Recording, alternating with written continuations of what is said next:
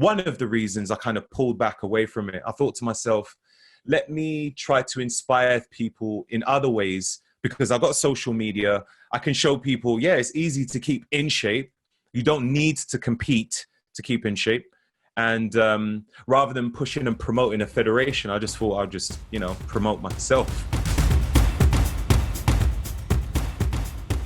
Yeah, you make a great point there. And I think a lot of people misidentify with what I call cosmetic fitness, and fitness competitions and bodybuilding competitions. And these things are kind of an externalized aspect of physique present. So we see a magazine of someone who's in contest condition, which is ripped to ribbons, and, looking at this perfect and these kind of calculated poses to accentuate the physique development.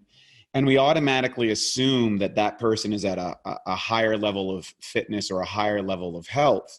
And oftentimes I always say that there's a performance aspect that's involved in that may actually be compromising my health. And that's what happened to me. That's what got me into learning about digestive system. Because when I went to the Mr. Universe, I had a health crisis. I gained 42 pounds of fat and water in 11 weeks after that. And I was like, okay, wait a second.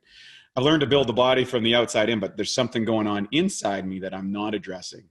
And I got mentorship, and that kind of led eventually to where I am today, kind of in the biological optimization for humans. That's what I'm into, or some people would call that biohacking. So now you had an incredible career, very successful in a lot of levels. So was there a moment where you're, because for me, I can remember being on stage, and there was just a point where it's like I could win a number of different things, but the fire was gone. It wasn't like I had that extra ounce to kind of go to that, to accelerate my body any further. Did you feel something like that, or just got different interests, or what was it?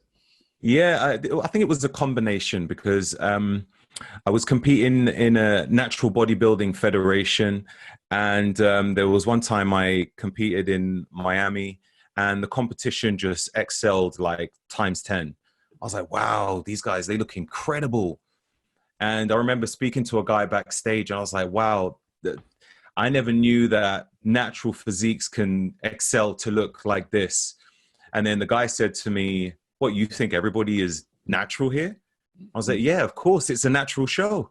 And he said, no, there's ways of actually, manipulating, your body so that you can pass the test.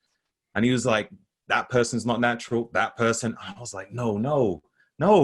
It was painful to hear. So from there, I thought, I can't continue to do this. I want my hard work to be seen. So I started to look around and try and find other federations, but it wasn't really credible enough. So then I just started to go into, I went into a federation that was more to do with just sort of like aesthetics and showmanship on the stage. So I'd go on as a muscle model. So I could still do some bodybuilding poses, but more of modeling poses as well. And because I had done, that was like the first part of my stage experience. I'd done some modeling on the stage. It sort of brought that back, and it was kind of natural for me.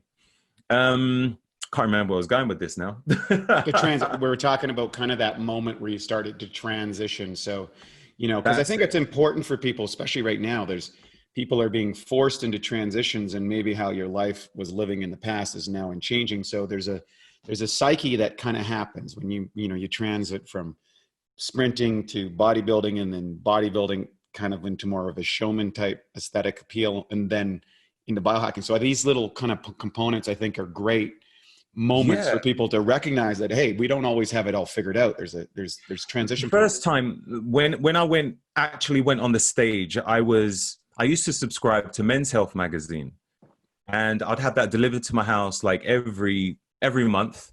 And it was like one of those where I'd finished reading the magazine and I placed it back on the table. And I remember I was drinking a coffee, getting ready for work. And I looked at the front cover as I was drinking the coffee, and I picked it up and I looked at it and I was like, why am I buying this magazine when this guy looks average? I was like, I look better than him. Why? And I thought to myself, maybe it's just my own imagination. So then I started to ask some friends, and they said, yeah, you look better than this guy. And I was like, how is it he ends up on the front cover and I'm working in the office covering everything up? I just don't get it. So I think that's what really sparked the interest. Like, how can I get on the front cover? So that was like my initial push.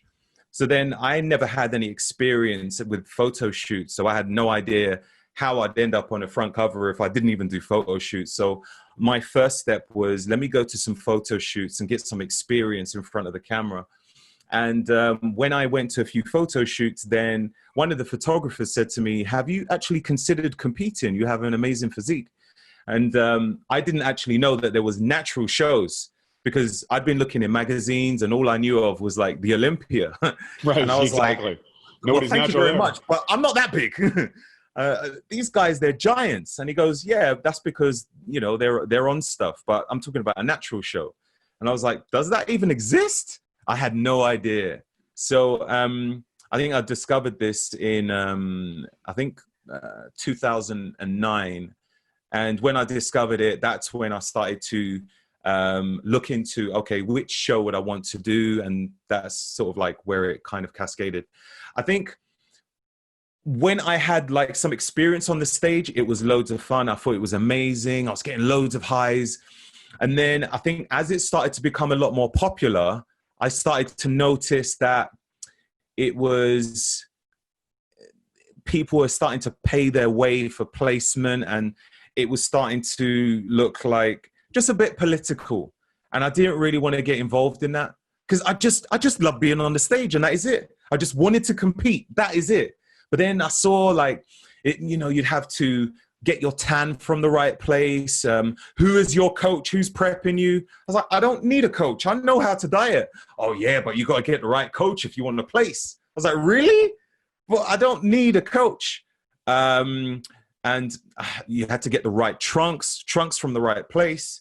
And you had to buy some kind of like a PDF that you had to put on your social media profile, advertising the federation.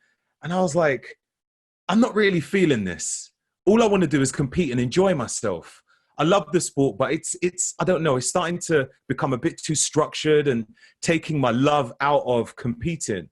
So I thought to myself, one of the reasons why I competed is because I was getting lots of great feedback from people, and I thought to myself, this is a great way to inspire others. But then as I started to look further into it, I realized that, you know, I enjoyed creating the body that I have, but I didn't necessarily agree with how strict the diet got. And people were coming to me, asking me to coach them for shows and whether I can, you know, put them on a similar diet. And, you know, I'm happy to do that to myself. If I pass out, I pass out, that's fine.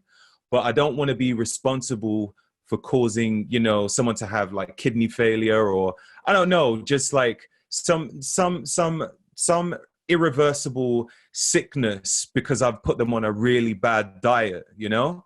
To get into competition, physique, like body fat levels is hard work. And again, I didn't mind doing it for myself, but like doing it for others, I didn't really feel right about.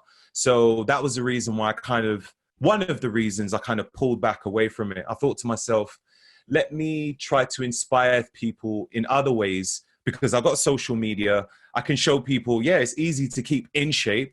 You don't need to compete to keep in shape. And rather than pushing and promoting a federation, I just thought I'd just, you know, promote myself.